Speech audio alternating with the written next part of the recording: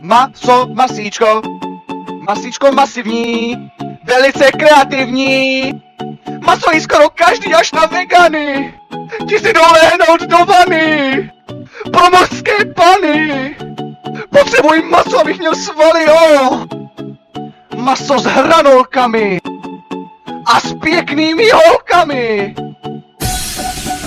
Ano, tak ho my kluci máme rádi. Jsme s ním velicí kamarádi. Jo.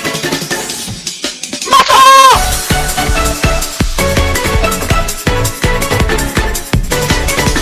Maso! Maso! Může být z krávy i z kozla. Hlavně ho nevyhazuj zde v okna. Ty vole, než ho uvař na pánvičce.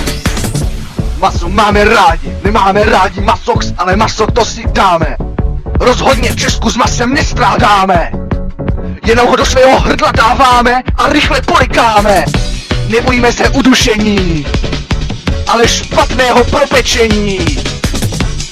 Do omáčky těžkého namočení. To je naše největší nasazení.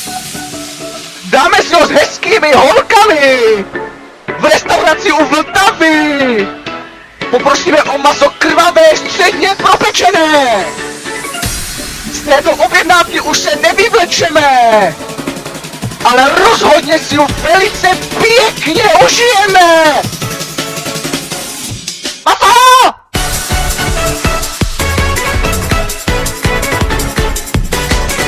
Maso!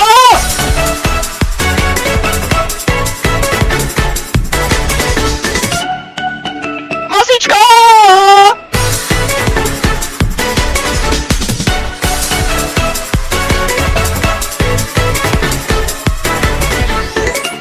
Jo, máme rádi maso!